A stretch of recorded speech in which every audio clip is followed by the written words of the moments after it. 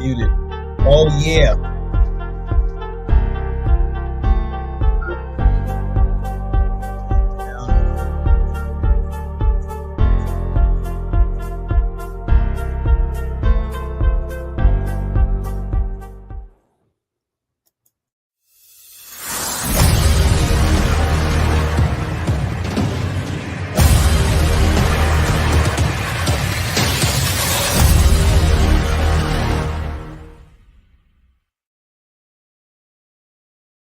Yes, yes, yes.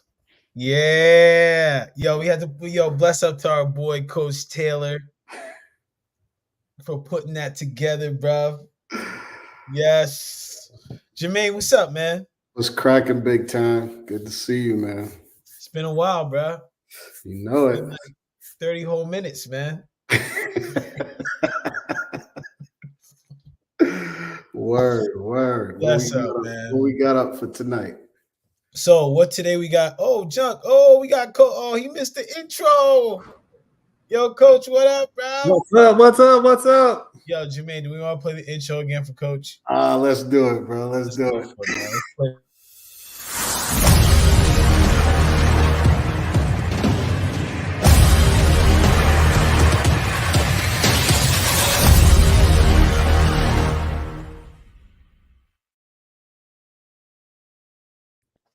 Who put this thing together? I don't know who did that, but man, Coach did. Somebody. Coach did. Pat him on the back.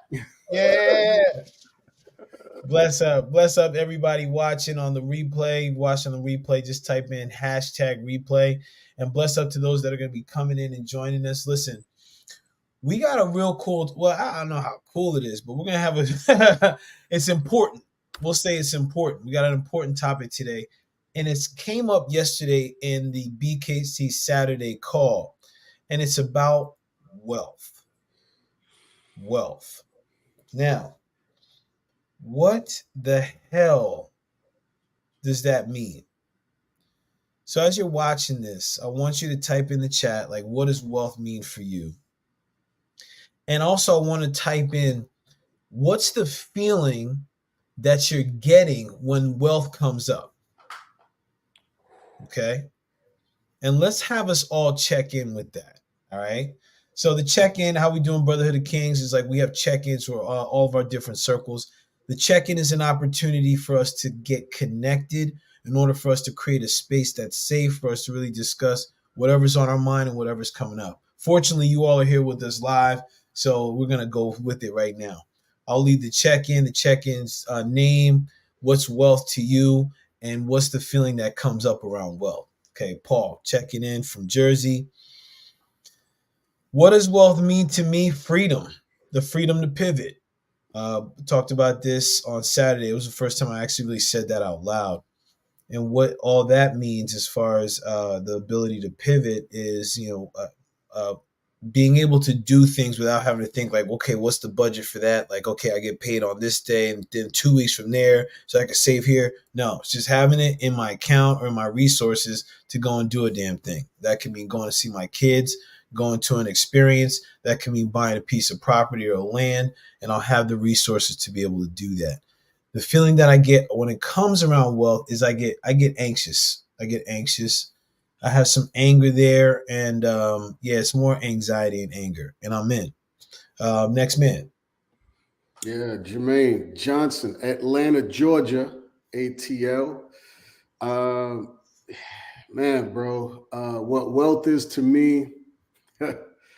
It's funny because I had the conversation with my wife after the call on Saturday, and I asked her a couple of questions about how she sees me show up with creating and holding on to wealth. And one of the things she shared with me about her viewpoint is that from a financial perspective, money is just a tool to get what she really wants, right? So she mentioned to me, even when she prays or she meditates or she's silent with herself, she doesn't pray or meditate for money, right? For finance. She meditates for the things she wants. So it might be that car or that vacation, right? And the mantra that she lives by is, it's none of my business how I get it.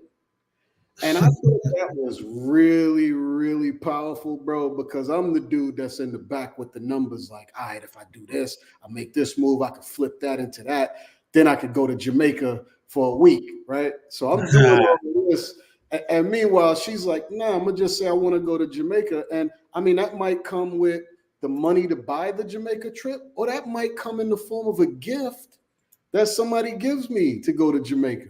Yeah, man. And I said, man, that's a whole shift from how I think about financial wealth and having money and what to do with money and how to create it.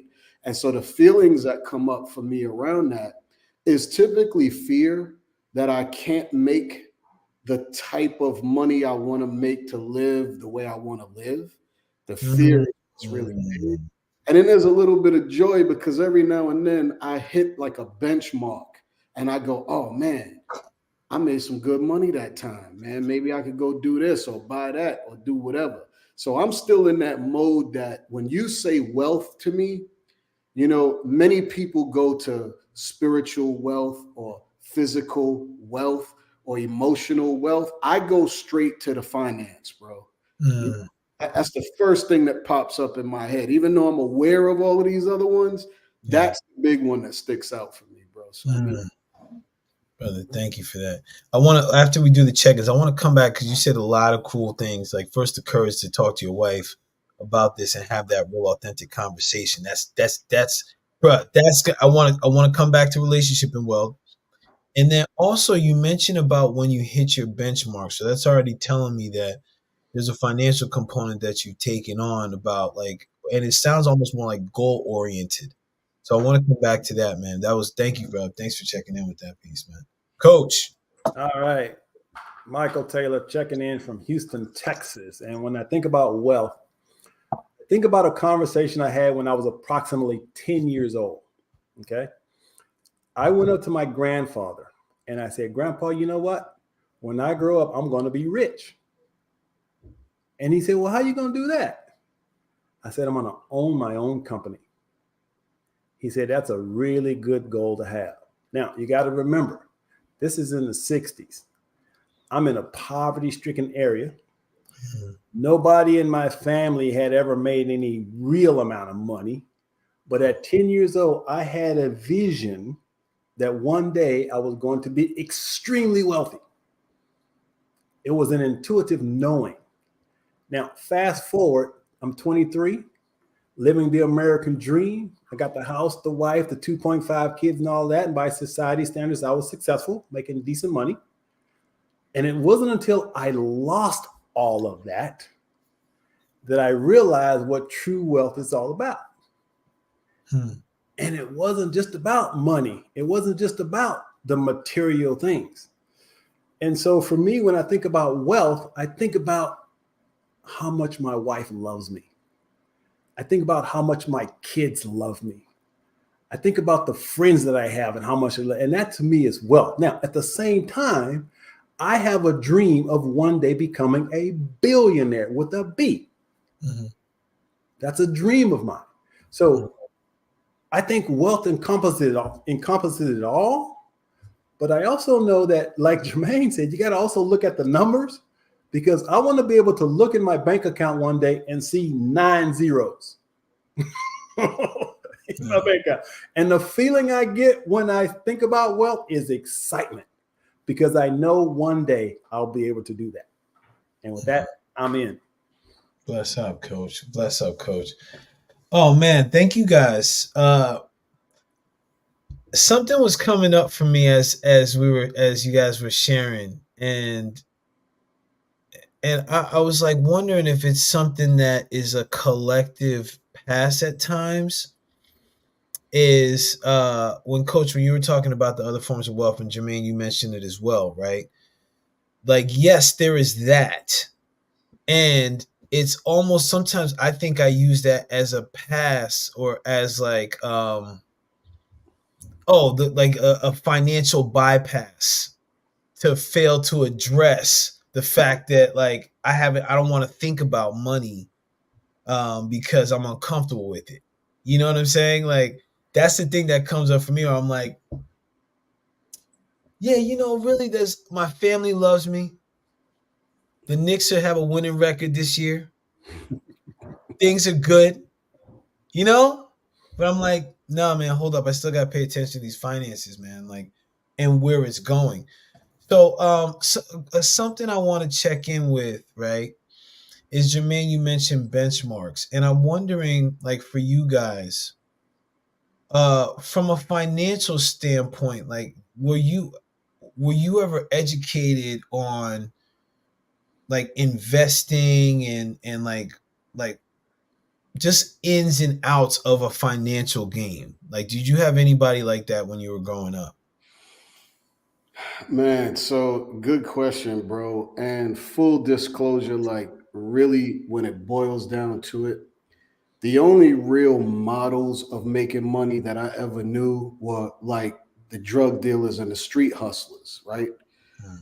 And I learned a lot, bro, from being with those dudes and learning their value system and how they think about what money is, right? Mm. Mm. And in many ways, I'm still using that street ideology, even in my grown up, LLC company that's very successful. I still use some of those principles. So, Mm. my guess is that if I would have went to an Ivy League school and went for finance, some of those principles I would have probably learned in that Ivy League school. Right? Guaranteed.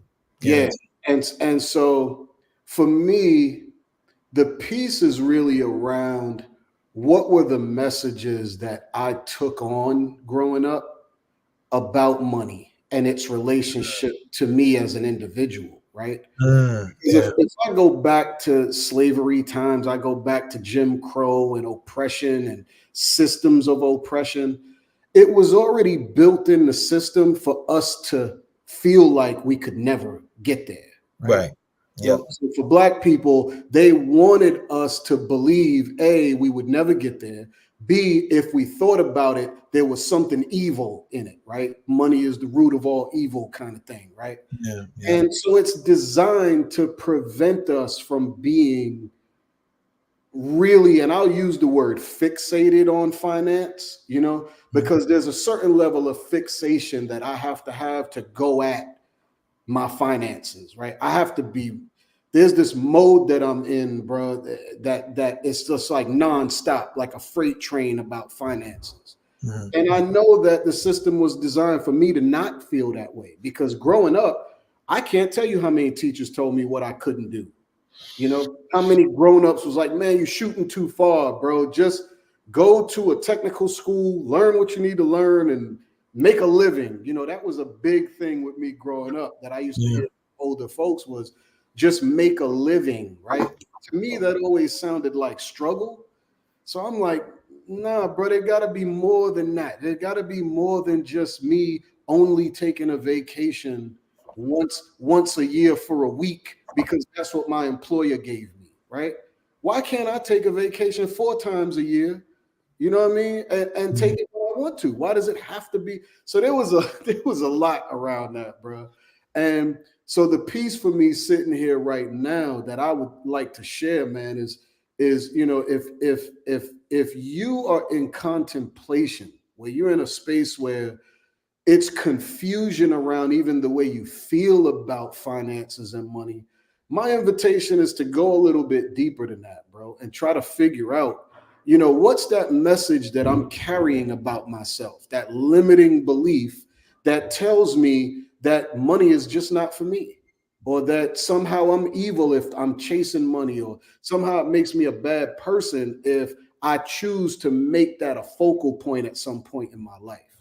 So there's a lot to unpack there, bro. Dude, yeah, let's go there, bro, because if we're talking vibration, because I hear a lot, especially like you two know I've talked to you about finances and money and whatnot, because like it's something I usually don't like to talk to people about, because I'm like, I don't want them to know that I got $5 in my checking account. It's like that's my mindset. Yet at the same time, it's a phase. And as I'm looking more about money, I hear a lot about the energy and frequency. So what you're saying that energy around money, even though you use the basics, is really important. I want us to dive more into that. Like, coach, like, so based on that, coach, how would you describe how you developed your energy around money, and like, where would you say your energy around money is right now, bro? Well, again, I had a grandfather who was probably one of the greatest teachers that I've ever had. And I think he may have had an 8th grade education. And my grandfather was the same guy that I walked up to and said I was going to be rich one day. And he told me, he said, you know, and when I was a kid, I had these big, fat, cute cheeks, and he called me Big Jaws. He said, Big Jaws, come here. Big Jaws, come here. I'm going to teach you something. And when I told him that I was going to be rich, he said, you know, there's only 2 things you need to know, 2 lessons you need to learn if you want to be rich. He said, number 1, you have to learn to think like the white man. Now, think about this. This was in the 60s, right? He said, you have to think like the white man. Now, I'm not telling you to be something that you're not, but who has all the money? He said, so the only difference between rich people and poor people is how they think. My grandfather told me that when I was about 10. He said, the second thing, you simply have to learn how to listen, because rich people will tell you how they got rich. So listen to them, follow their lead, and you can become rich also. Now, remember, this was in the 60s, right? And you didn't see Black wealth out there, especially on TV or in our neighborhoods, because we were in the hood, right? But it was that simple lesson that laid the foundation for my beliefs about money. Because from that very early age, number 1, I knew what I wanted. I wanted to be an entrepreneur. I wanted to own my own company. I started my first company when I was 14 years old. First company at 14. When I was in high school, I had 3 different companies. So intuitively, I've always known that I was going to make a lot of money. And the beautiful part about it is I used to be driven by money, trying to make money, but it wasn't until I lost it all and understood the importance of doing my inner work, dealing with my stuff, healing all that stuff that would keep me from being happy once I got money, because I had money and I really wasn't happy. So I needed to unpack all of that, which I've done. And now the vision and the goal, if you will, the intention is probably more accurate. The intention is to accumulate as much financial wealth as I can, because I know in doing so, I can make a bigger impact on the world. Okay. Thank you for that. So I heard you say, like, just how you've done the inner work, and you know, you've towards money, and just like, even it sounds like you're in your language and your visualization around money. How would you describe your energy towards it? Would you say your energy towards money is open? Is there like a somewhat of a block? It's almost like, yo, we're going to 2-step, we're going to bachata, you know, like, and then we're going to get close. Like, what would you say the energy is for you, bro? There are absolutely no blocks whatsoever in me in regards to money. I am absolutely convinced that I have the capacity to generate as much revenue, as much income as I want. And so for me to say, and you can mark my words, and I'm glad this is going to be on YouTube, because I'm going to go back to it one day and I'm going to see what I told you. One day, Coach Michael Taylor is going to be a billionaire with a B. So we've got it documented right here. That's where my energy is around money. Bless up. Timestamp at 1906. When Coach said that, editor, put that in the books. All right, bless up. Thank you for that. The reason why I asked is because I admit that my energy towards money has been, like Jermaine, you mentioned, where it's just like, people with money are evil. You know, that's and that was a deep-seated one, because, like, you know, the town I grew up in, even growing up, it was a very affluent, it's still an affluent town. So like, cats having houses, I'm like, hello, like echoing and junk. And I'm like, yo, you don't even need all this. And I had, and my mom, when she was, when she was going through her divorce, she was cleaning houses. That was what she did for most of like her life, right? So, you know, she had some people that were really nice and some people that were just complete assholes. So I had this thought about money, and then I also had this thought that couple thoughts that if I make money, notice I said if, right? I said if I make money, then it's gonna change me, or if I make money, then I'm gonna be I forget what the other one was. Oh, I'll blow it, right? So first of all, I had to change my language from if to when or as I make money. So why do I bring this up? Because it's language too around money. For those watching, like how so let's Jermaine, what's your thoughts on this, man? How would you describe your energy toward money, man?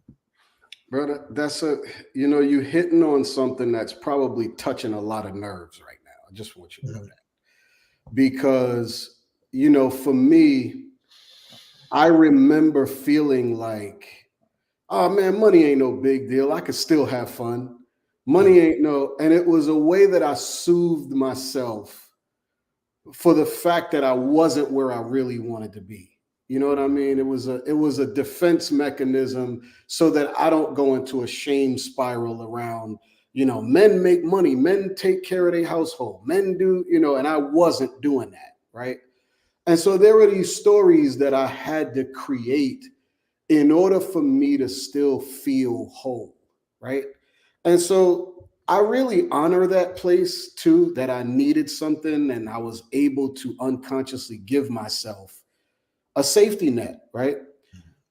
And the reality was, even when I was going through that, I already knew in my body that there was something greater that I was supposed to do, right? Just Mhm. something greater. And I didn't know what it was.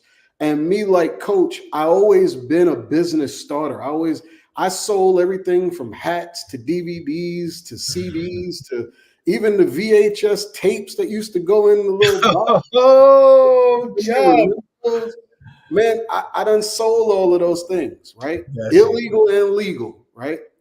And it's just a testament to me knowing unconsciously that I was going to do something that was going to be financially really big, right? Mhm.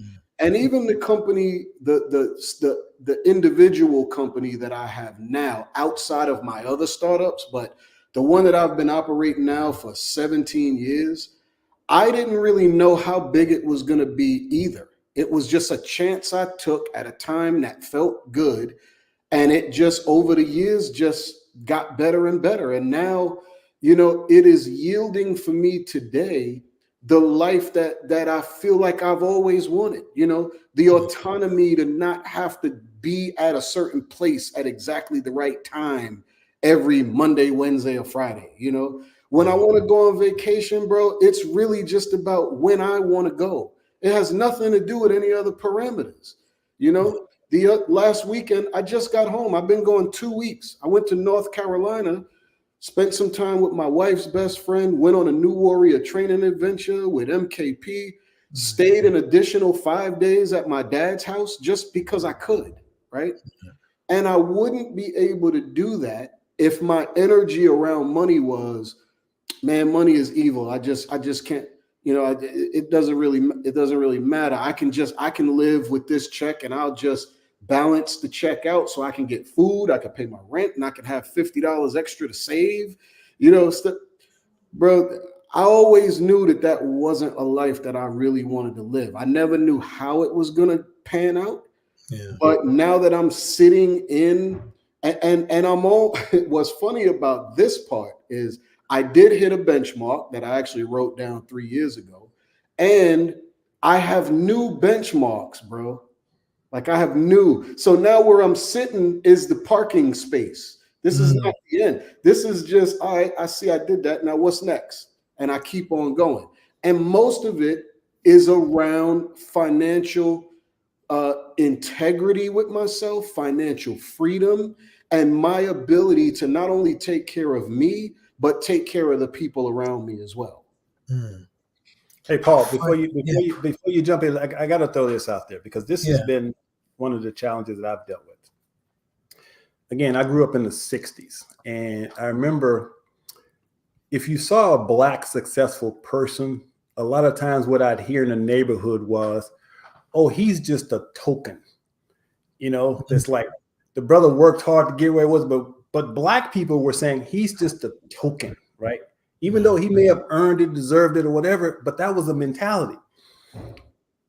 I was the first person in my clique as, teenagers, right, who made it, if you will. Once I became manager of this particular company, I tried to reach back and pull some of my friends, give them jobs. I said, look, man, I'm the manager. I can give you this job. None of them would come. Most of my life, I've been accused of trying to be white because I'm reading all these white businessmen books and I'm going to these seminars, learning about money. And there's a pushback in our community against wealth because of race. And some of us have this idea that that's what white people do. I can't do that. When I wrote my first book specifically for Black men, the very first chapter was called the "That's What White People Do" mentality. And in that chapter, I challenged brothers. I said, look, ask yourself if this is something that you said or thought to yourself that only white people do. For example, go to therapy, climb mountains, surf, become billionaires. Okay, so I just made a list of things that I said, look, now just ask yourself, is that something you believe only white people do? And it was eye-opening. Brothers were like, I never thought about that way. Yeah. Point being, yeah, my grandfather gave me the key. The only difference between rich people and poor people is how they think. So as Black men especially, we must be willing to change our mindset and mentality around money. Right. That's why this conversation is so important. Yes. Oh, man. All right. So, Coach, brother, thank you for that, man. And it's very interesting. Jermaine, I'm going to come back to something you said before. And actually, I'm coming back to another thing I heard you say before, Jermaine, about the conditioning. About like for our people, about this is what we're conditioned. Think about Coach. Damn, that's what white people do. Think about that. The thing that is beneficial to us, we're automatically how it's phrased would have us go against our Blackness if we become rich.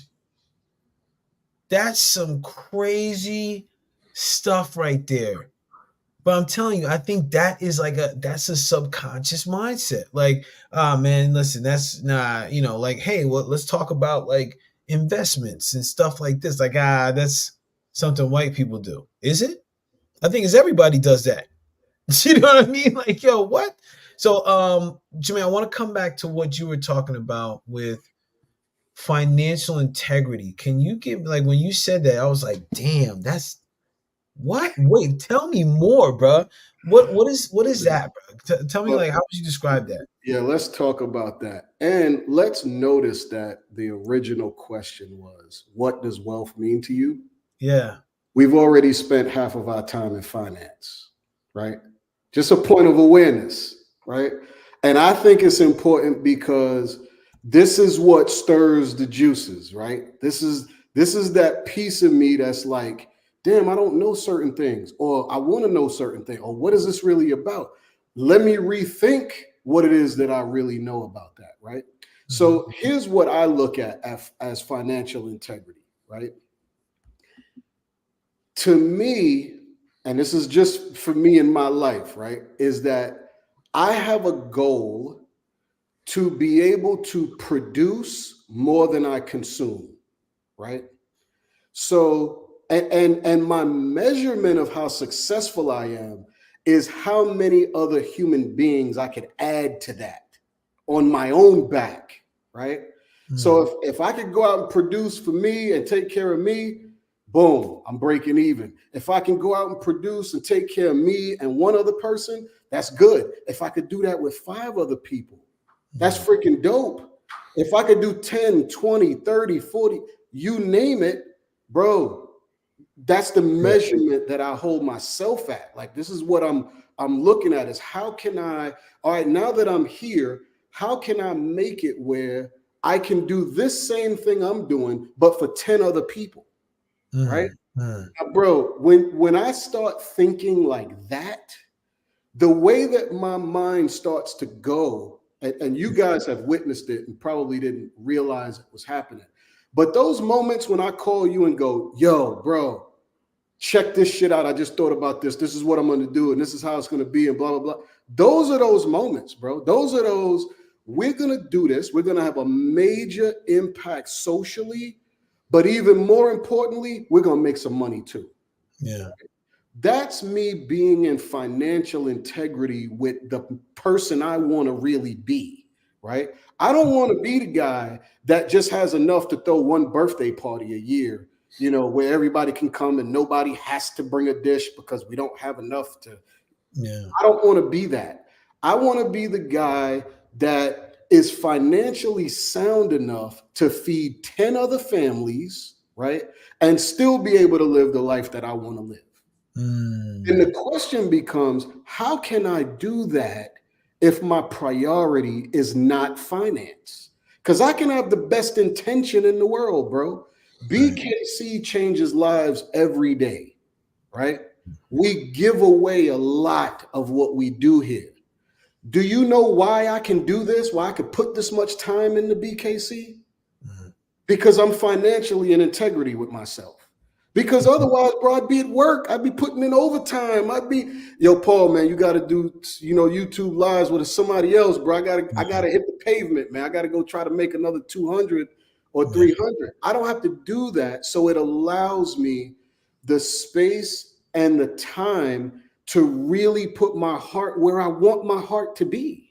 Yeah, bro. You know what I mean? And that's big, bro. That's really positive. And the last note I want to put on this, and I often say this, so if you know me and we've had conversations around this, you've heard me say this a million times. I often compare it to when I'm on an airplane and the people are giving that announcement and they go, in case of cabin pressure, right? When those masks drop, He said the cabin pressure. First, bro. Put the mask on yourself first before you start helping your neighbor. Bro, there's knowledge in that. There's a lot of wisdom in that. Because if those masks drop and I got somebody next to me and my priority is trying to help them and get them situated, the odds of me getting lightheaded and delirious and making wrong decisions goes up a lot. Yeah. Yeah. Yep. And that's the analogy that I like to use around that, bro, is be in financial integrity so that you could really do, like Coach said, all of those things that you really want to do that impact the world in the way you want to do it. Yeah, man. Bless up, man. Thank you for that. Hey, hold on. I just want to welcome everyone in the live chat. Hey, listen, as you're hearing this, write in any questions and comments in the chat. Also, here's the question that we're going back and forth on. What is financial integrity? If you're just logging in right now, you heard Jermaine's take on it. What's yours? Type it in the chat. Coach, go ahead, bro. Yeah. So I said that I want to be a billionaire, right? Mm-hmm. Well, actually, I didn't say I want to be a billionaire. I said I'm gonna be a billionaire. But see, here's how I define a billionaire. To me, a billionaire is someone who positively impacts the lives of 1 billion people. Okay. Now think about that. A person who positively impacts the lives of 1 billion people. So that's my definition. Now, I can assure you, if you figure out a way to positively impact the lives of 1 billion people, your bank account will show that. Because that's just how the universe works, I believe. So my point, though, is I remember, again, growing up in the 60s and 70s, and I heard this a lot in the Black community, and that was the word struggle. It was always the struggle. We're in the struggle. And I never related to that. I never, as a person who happens to be Black, I never felt that being Black was a disadvantage in any way. I never felt like somebody was keeping me from doing what I wanted to do. And that was because of the mindset my grandfather instilled in me at a very early age.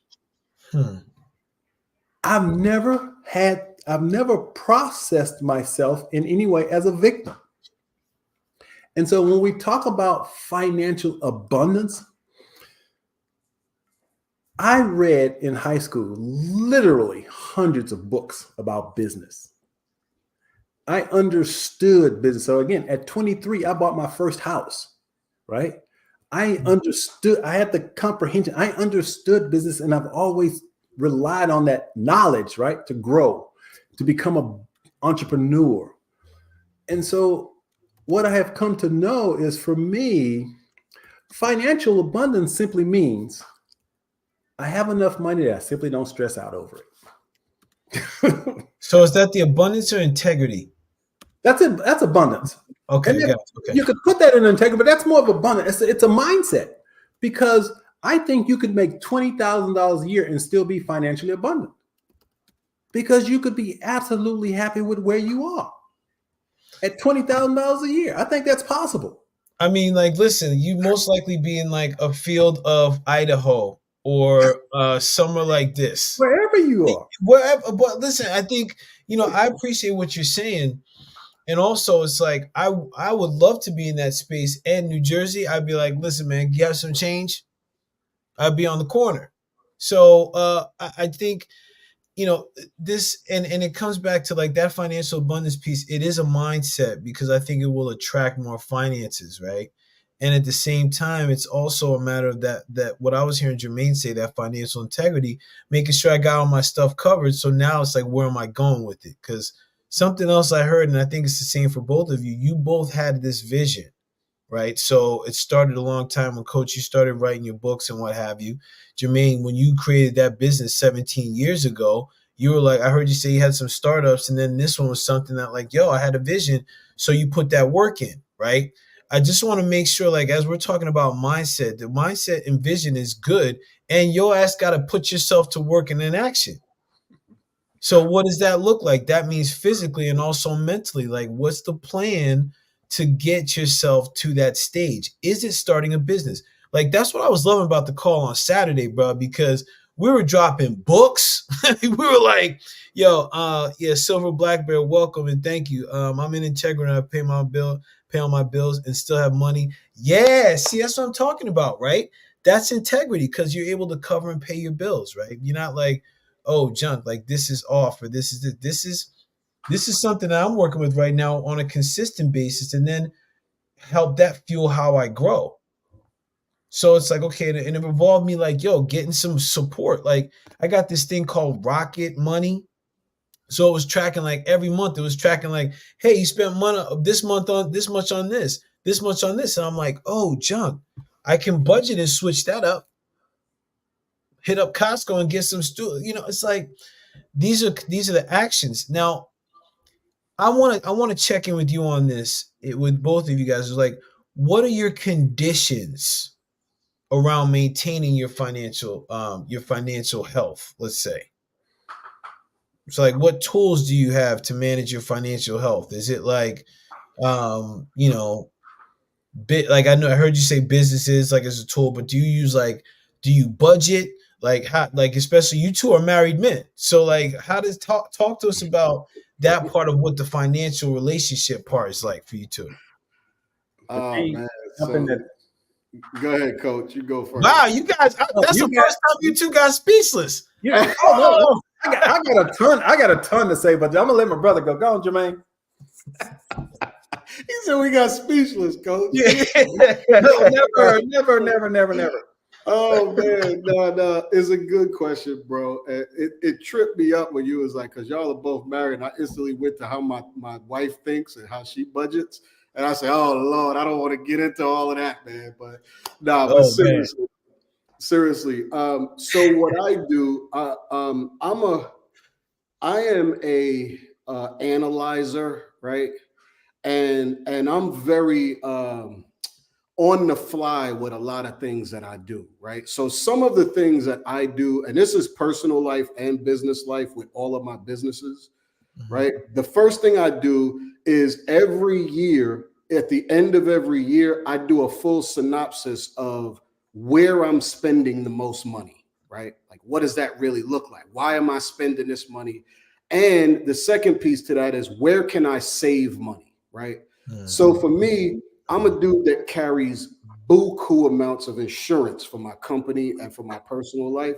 I mean, I'm spending, I don't even know the exact number, but it's close to about 15,000 a month in just insurance. So that's always the first thing I look at is where can I go or how can I save on these insurance policies? Because it's so much. When I look at it at the end of the year, I'm always like, oh my God, this is crazy, right? And so I do that down the board for my companies and in my personal life. Now, typically every year I could find about, I'd say probably on average about 1,000 to 5,000 a year that I could save, right? Because I'm typically right at the threshold of getting the best deal for whatever it is that I can.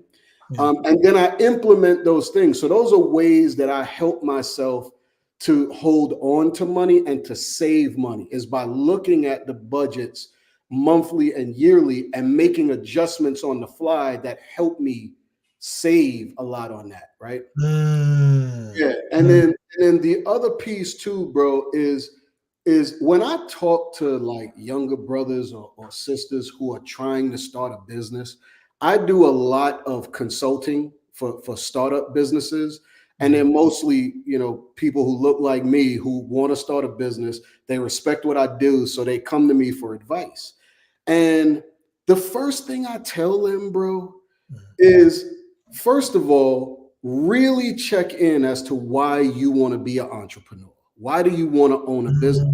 What I find is most people have a fantasy around owning their own business. They just think it's, once I can say I own my own business, I instantly have a lot of money and I don't have to do anything. Right? Oh, those out loud? Bro, I'm gonna tell you right now, man. Listen, I started working when I was about 16, right?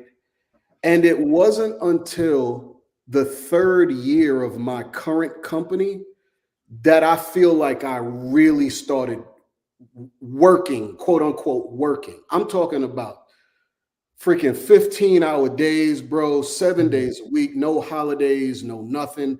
It was about the 3-year mark when, you know, typically startup companies, if you can last 3 to 5 years, you're typically solid. And my third year was, it was tough, bro, challenging. And I had to really step up and really do the most, right? And so I always share that with them. Like, bro, just really be careful, because what you think owning a business is the glamorized version. It's really not that. And you may not even see that for 15 or 20 years down the road. Are you willing to do that? Are you willing to work more than you are now for less money? Because that's what it really boils down to. And the answer for most people, bro, believe it or not, is no. They don't want to do that. You know what I'm saying? So that's first and foremost. And then the second piece is always, if you are not a meticulous hustler, I mean, like where you really get up in the morning and you put your best foot forward and you create the life that you want to live, you'll never survive as an entrepreneur. Because what happens is we're conditioned from children to be producers, to be consumers, right? So they teach us, you get a job, you show up at 7, you take a break at 12, you leave at 5. It's a normal routine. But what's not being seen is this aspect that there's someone else creating the day for me, right? Yeah. So when I wake up and I got a job, I don't have to worry about whether or not the CEO of that company actually got customers for me to be able to service when I come in. I just assume I got a job, bro. I'm just going to work. I don't even care about what's happening in the background, right? So to move and shift from that automatic someone else is doing this for me to now every day I've got to create that reality in order to live it. It's culture shock for most people, bro. And within the first 6 months, I get people coming back like, bro, I don't know what to do. I'm not making any money. Nobody wants to help me. Everybody, and it's this panic, and then they go right back to work. Yep. You know, they need the structure of the men and the women who are out there doing the real stuff, the back of the house stuff, which is procuring materials, getting new customers, advertising, doing all of these things that create your job. There's a whole ecosystem going on in the background that you can't even see. That as a business owner, I have to be responsible for. Yeah. You know what I'm saying? It's a lot of work, bro. So that's the thing that I always pitch to new people who want to become entrepreneurs. Just think about those things before you jump in and do what it is that you want to do. So much there, bro. God. Yeah, go ahead, Coach. And then I got another question for you guys. Yeah, all right, so here's the important piece that a lot of us miss as men. Mm-hmm. When I got engaged the first time, I remember when I introduced my former wife to my mom. And my mom says to me, she pulls me aside. She says, Michael, you know I'm not going to get in your business. She says, but you're making a mistake. I said, Mom, what do you mean? She says, she thinks too small. She says, you think big. She thinks too small. Now, I didn't have any idea what she meant when she said it at that moment. But what I have come to know, and one of the reasons why my marriage ended in divorce was because she thought too small. And here's what I mean by that. I've always been ambitious. I've always dreamed of owning my own company. My former wife couldn't see the vision that I had. She wanted me to stay in a regular corporate job and do the regular thing all the time. She says, you got a secure job. Why do you need to start a company? Why, so she couldn't see beyond the 9-to-5 regular corporate job. Okay. Now, the woman that I'm with now, support. If you're going to be an entrepreneur, support is important. And it's important that you have that foundation with the person you're in relationship with. You have to have the same values around ambition. For example, I'm a dreamer. I dream big. My current wife dreams just as big as I do. She allows me to dream big. Okay. And it is that support that supports me in dreaming big. And she's constantly by my side saying, okay, you got this. She's always encouraging me. And I can't put a value on that. But if I never fulfilled any of my goals and dreams, guess what? She would still be by my side. So I can't put enough emphasis on, if you're going to be an entrepreneur, or if you're just talking about financial responsibility, having a partner that you are in agreement with and alignment with and have the same values around money is extremely important. We've been together 24, almost 25 years and have never had an argument about money. Because we are in alignment, we have the same values and beliefs about it. And once again, she believes in me so strongly. She says, we're going to get there. And so that to me is, number one, my relationship, my marriage comes first before all the dreams and all the goals and all the money that I want to make. So I want to put that out there. Thank you for that, man. And also I want to put this code in, this Nas code. Bless up, Jermaine. Thank you for that. That's what's up. So I was hearing a lot of things, and the thing that really stuck out to me, especially that segment with that portion, is really around like this entrepreneurship and that being the path to wealth, right? Or one of the paths to wealth and what it takes. So for the most recent coach, you were talking about the support of your partner, of your wife now being aligned. So I think that piece of support is important, because First of all, it's the space that will provide freedom for a person to stretch and think big.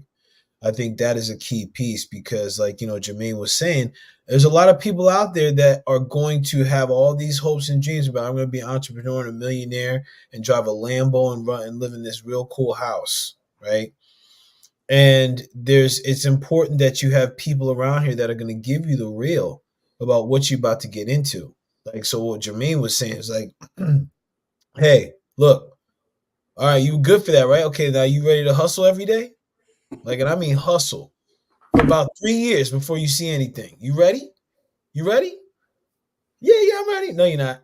Because like you said, 6 months down the road, they're not making anything. So there's a couple things where that support comes in because you're gonna need some people that are gonna be like, yo, remember what you're doing this for, right?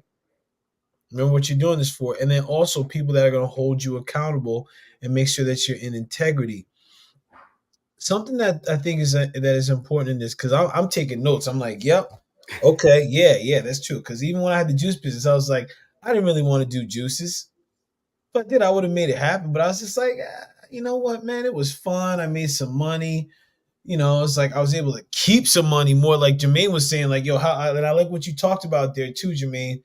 It's like a lot of as I'm studying people that have wealth, like they have these systems, right? Like they have ways of looking at how are they leveraging money. And I noticed that a lot of them diversify and that like, it isn't always just about like diversify your bonds.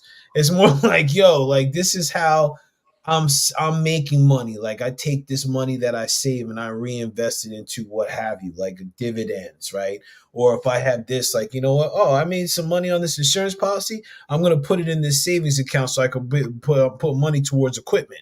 It's like different ways that they use like these little pieces, and then they have like a plan that they're working towards. So it's intricate, it's layered. One of the things that came up that I want to hear your guys' feedback about that I think in our community we failed to really talk about is well, it's actually two things. The paths to wealth and where intellectual property comes into play. So, Coach, I'd like for you to tap into this first because, like, you're a person like, if you could share, like, actually intellectual property, like, let me just explain what that is. Some people may be like, "What?" And if you know what it is, then great. If not, like, basically, it's things that you create that are yours. Like, so when you have a unique idea, maybe it's a logo design, or it's like a book that you wrote, or a movie that you made. Like this is intellectual property. This is how a lot of people that are 100,000aires, millionaires, and billionaires make their moolah, a la media moguls like Oprah Winfrey. You have like things like intellectual property, like Air Jordan. Even though Nike made it, it's in his likeness, so you notice that he's one of the billionaires. So there's intellectual property that each person has a unique ability to create that can create wealth. So Coach, if I could have you talk to this, and then Jermaine, I'd love to hear your thoughts on it as well about intellectual property and its role in the path to wealth, man. But real quick, hear this comment if you never heard it before. The way you do anything is how you do everything. So if you're the type of person you go to work, you're always late, you're not productive, you're just subpar employee. If you start a company, you're going to be that same person at that company. So you got to be willing to look at who you are being now before you make that jump to trying to do something else. So never forget, the way you do anything is how you do everything. Now, in terms of intellectual property, we talk about multiple streams of income. Well, intellectual property is a perfect example of that because, number one, I love writing books, okay? So I've written a total of 12 books, and those books will continue to sell. So when I die, those books will still be selling. So somebody's got to get that money, right? Talk about building generational wealth. Well, that intellectual property is just knowledge that I've taken from my head, put it in the form of a book, and I can sell it, okay? Intellectual property. Trademarking. You mentioned Nike. It's just a trademark. But guess what? That little swoosh has made billions of dollars. It's a trademarked intellectual piece of property. BKC, we've got the trademark for BKC. It's intellectual property. So when you think about somebody put intellectual property must be protected by copyright, patent, and contract. Absolutely. So that's what when we're talking about trademark. These are registered with the trademark service, the government form of trademark. So you have to register them, and that's a process. Okay, in order to secure those things, that's a process. But intellectual property can be multiple things. But just realize that there is something that you can have true ownership of, as you mentioned, Paul, that's yours, that you can sell or pass down generation to generation. But it's another form of generating multiple forms of income, building intellectual properties. Yeah. Thank you, Coach. Yeah. Jimmy, thoughts on this, man? Yeah, let me jump in because Coach just really just went hard on everybody just now, bro. He just Yeah, he went in, bro. Coach went hard, bro. That's that truth that I don't really be wanting to look at sometimes, right? Is that part of me that knows I'm who I am. And I don't care what I do, I'm gonna bring that with me wherever I go. My man. That's Nah, but I'm going to tell you a short story, bro, because this actually happened to me last year. So one of my bigger customers is a retailer called Five Below, right? It's like a retail store that sells, if you've never been to a Five Below, go. It's one of my favorite stores, like in the world, right? And one day I got a call from the COO, the Chief Operating Officer. He goes, Jermaine, now I'm in Atlanta, right? So what my company does is handle everything in Atlanta and the northern part of Florida, right? So I don't have anything to do with what they got going on in Kentucky and New Jersey and New York. They got different contractors for that, right? Mm-hmm. So he calls me up and he goes, bro, I mean, I just need to know, like, how are you getting the prices you're getting for this equipment, right? So at first I was confused. Like, what are you talking about, bro? Like, I'm giving you, I'm putting quotes in, I'm doing good. What's going on? Then he tells me the story about how in another region, he can't get equipment sooner than 120 days, right? Now, this was April, May, June. So we going into like, it's getting hot, right? So he's wanting to know why none of his stores can get equipment sooner than 120 days. He wants to know how I'm getting them in 15, right? Bro, I can't give you that information, bro. That's intellectual property, right? So, and I calmly told him, I said, if you're having that problem, I can't help you with the logistics around that. But what I can tell you is if you want me to open up in Kentucky, we can have that conversation, bro, right? So this is intellectual property conversation.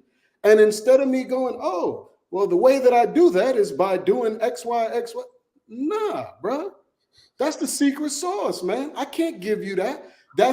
And I don't have to patent that. I don't have to do nothing of that. All I got to do is know that it's built in to what it is that I do for me and my company. I call it the secret sauce because, believe it or not, about a year or two ago, my nephews were teasing me about it, right? Man, how do you do what you do? I said, bro, I can't give you that information, but you have to be at a certain level in this company for me to give you that information. Ah, man, you're not going to share the secret sauce? So I started calling it secret sauce, right? But that's a really good example of that. And it's a really good example of, that Nas quote, that all you need is a skill, right? Imagination is better than the knowledge of Einstein. Because if I can imagine something and I can make it specific to my skill set and make it specific to what I love and how I want to show up, it translates into the company, bro. Another thing is I don't advertise, right? So you can't go and, AJC newspaper, Yellow Pages, Google, and find me and call me and we do work for you. That doesn't happen. I don't have to do that. I'm only, the people that we service are only the people that we actually solicit or are direct referrals from someone who we already service. And it just speaks to the quality and the integrity behind it, right? And it's all part of that intellectual property, bro. And when was the last time you saw a commercial about Rolls Royce? Rolls Royce don't advertise. They don't have to advertise. Jermaine don't have to advertise because of the service he's providing and the knowledge that he's sharing. That's intellectual property. I'm so happy we're talking about this because there's so many things that people have, bruh. Like, that example that you gave, Jermaine, is so tip top because so many ways that people do, whether it's a recipe, whether it's like a way that you go about doing business that's efficient and effective, the time of delivery on equipment. Okay, yeah, great. How you do it? None of you, it's this thing called none of your business, man. That's what that is. Yo, man, that's my secret sauce. Listen, I think it's so important because my judgment is that in our culture, we get robbed of our intellectual property every freaking day. It's like, yo, man, that's a fresh outfit you have. Like I was watching this thing about like this, I think it was Fendi or Louis Vuitton, how a lot of their designs, they were stolen from the Maasai tribe patterns. Mm-hmm. I'm like, damn. So this is a piece I think that like, yo, bless up. The best thing about America is yes, yo, can we talk? Listen, you know what? I want to pull this up real quick because like intellectual property is important because if you look at people are on Etsy making money from like digital products now, like look this stuff up about digital products, online courses, things like this. This is how people are making. There's a whole bunch of stuff. But the other thing is compound interest. And I remember my older brother, Wayne, he was like, Paul, we were having a conversation. He goes, Paul, I've been doing it all wrong, man. He was like, I'm starting to pay more. I'm paying all my attention to compound interest. Like, and basically it's like you make a money and then there's a certain amount that's compounded on top of it. So it's a great opportunity to grow the money more. And like, yo, I love that quote. The best thing about America is compound interest. Like, listen, this is facts. But again, we're talking about this because we want to bring this to the forefront. Some people may see this and be like, what's the compound interest? And then you go on this thing called Google, you look it up, and then it's like a level up. It's a level up. We just got to level up. Like, yo, you got to learn something, whatever amount of money you put in or whatever way you use that, because it's a concept, it's a principle, just like all is mind is a concept and principle. So, man, listen, this is, oh, man. So Paul, thinking about compound interest, I want you to think about this. Yeah. If somebody came up to you and said, would you rather receive $1 a day for 30 days? Okay. $1 a day for 30 days, or a penny a day for 30 days, multiplied exponentially. Think about that. $1 a day for 30 days, or a penny a day for 30 days, multiplied exponentially. Now, most people would go, oh, damn, let's see, 30 days, $30, penny. I'll take the $1. But you make more to pennies. But if you take a penny, and when I say exponentially, what is the first day you have a penny, second day you have 2, third day you have 4, fourth day you have 8, so forth. After 30 days, that penny is over $3 million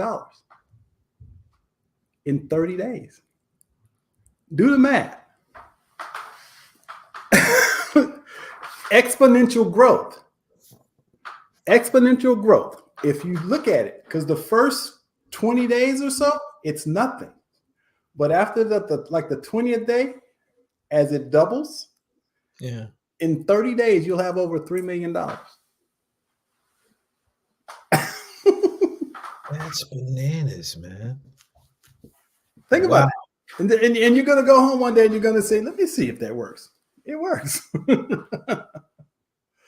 It works. Huh. Oh, I'm sorry, 1.3 million. I said 3 million, $1.3 million after 30 days. That's where I got the 3 from. That's bananas.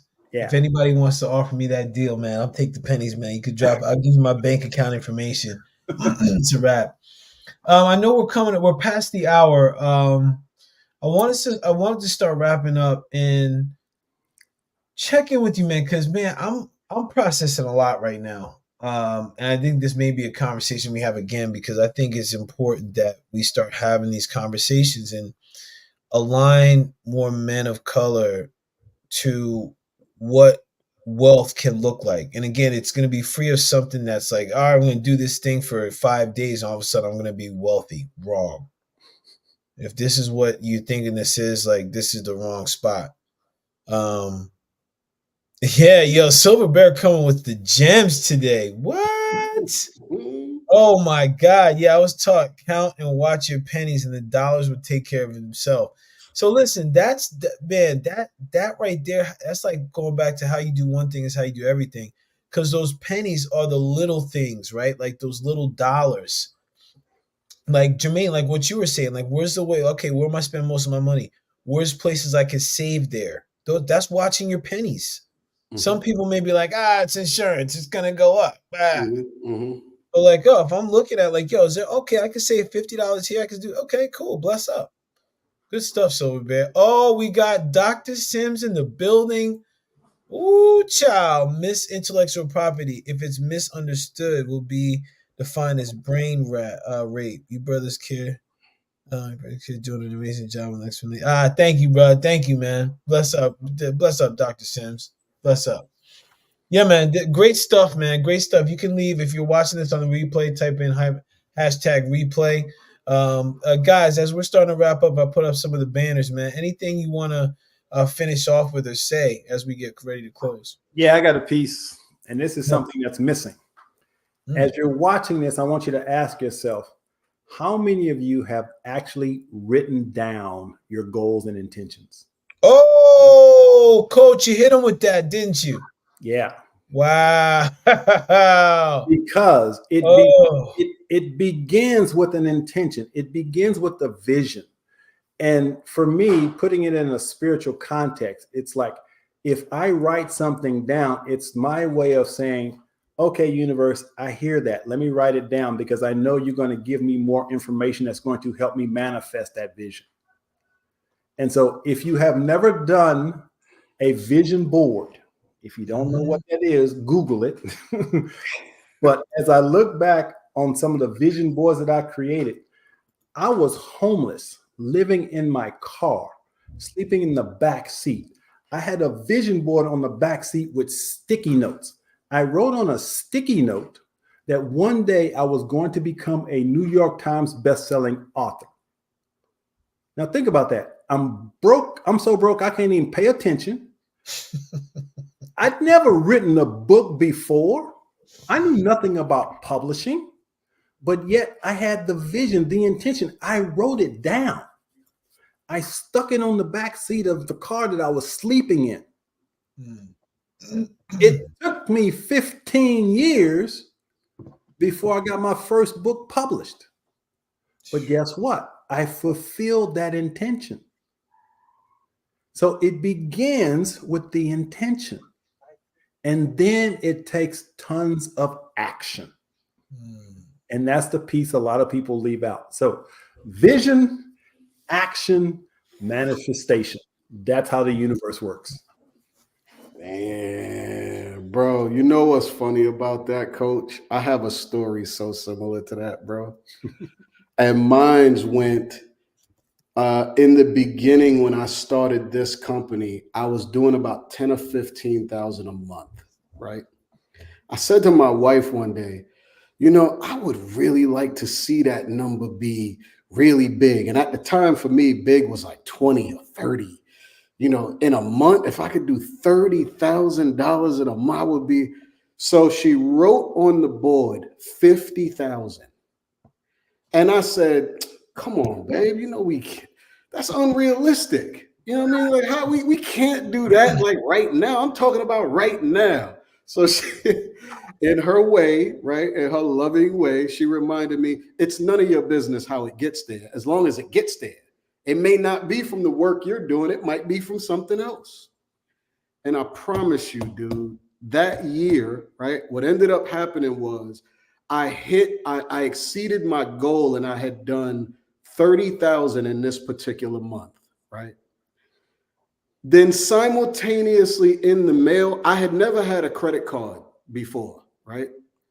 How about American Express sent me $20,000 in a credit card, right?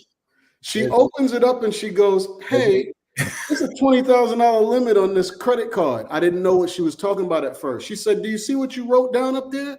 I said 50, but we didn't make 50. She said, it doesn't matter how it comes. It's not your business. It just comes. And when I thought about that, bro, I said, oh my God. That now I could have the mindset that, I was talking specifically cash or whatever. But when I started embracing that, bro, I started writing everything down. Yep. And to this day, every single month I have a checklist. And every single month I go through every day and check off stuff from that checklist and add new stuff.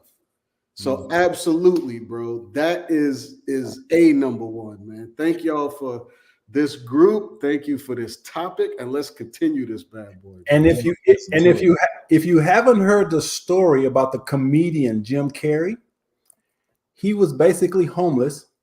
He got with the Living Color TV show, whatever, and he wrote himself a check for $10 million. He said, one day I'm going to receive a check for $10 million.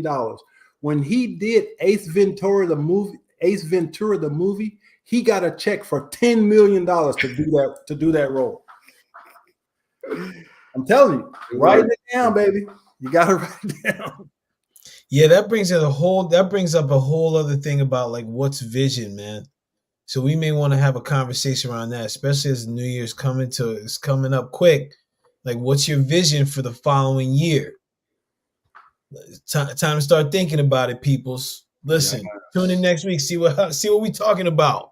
Bless up. Thank you. If you're on the replay, you like what we talked about, please share. Check out www.brotherhoodofkings.com. You can get linked up to our newsletter that goes out during the week. You can also get all the login information for our Saturday afternoon calls, 12 to 1:30 Eastern PM, and also on the Wisdom Wednesday calls at 8 to 10 p.m. Eastern. All the information is in the newsletters, so sign up for that. Check us out. Peace, everybody. Coach Jermaine, thank you guys. Peace. All right. Much love.